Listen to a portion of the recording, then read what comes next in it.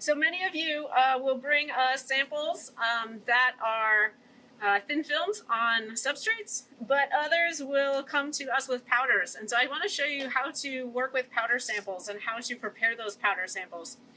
So this is the substrate that you'll need to put those powder samples in. You can see that there's a square in the center, and that square is a little bit of a depression. So that's where the sample is going to sit. You do not need to fill this entire square with your material, but if you have enough, it's recommended that you do. If you don't have enough, you should at least kind of fill this center, maybe the center third at least of the square. There are some things you might need to prepare samples, powder samples specifically. Some of those things include a mortar and pestle to grind your powder into a finer powder. We have some microscope slides. I'll show you a handy trick with a microscope slide in just a minute.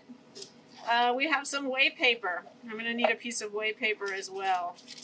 I'm going to put my sample holder on top of that whey paper. And then there's also a spatula that can come in handy too. Now some of these things will live on top of the lab bench and others are in a drawer just below here. My powder is some copper oxide and I have plenty of it, so I'm going to go ahead and just try to put some directly on top of the sample holder.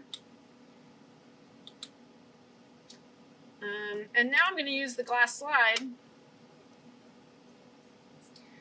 and I'm going to try to tap, tap, tap to try to pack the powder into the square, but also I really want the top of the powder not to extend above that square. So the glass on the sides should be level with the powder in the square. What I find usually is that I don't put enough material on at first, and then I'm going to have to go back and maybe add a little bit more.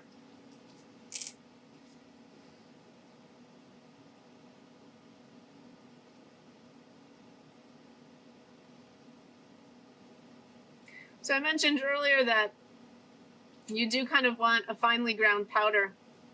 And the reason for that is because in XRD, we really assume that you have a powder and that powder has grains in every single possible orientation. So if you had a powder with really large grains and you only had maybe 3 grains, it was huge, huge grains, then what would happen is that you would only actually have 3 orientations. Whereas we want all possible orientations represented in your sample. And so having a sample with relatively small grains allows you to achieve that. So now I've got most of the square filled. What I want to make sure is I don't have any loose grains on the edges. And I did a pretty good job with this.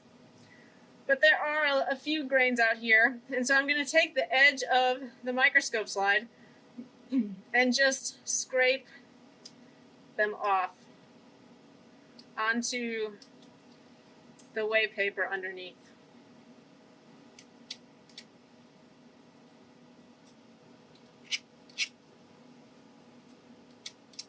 And then often I will look at this from the side to make sure it looks flat. Make sure there's no obvious bumps or lumps that are sticking up, because those are going to cause problems.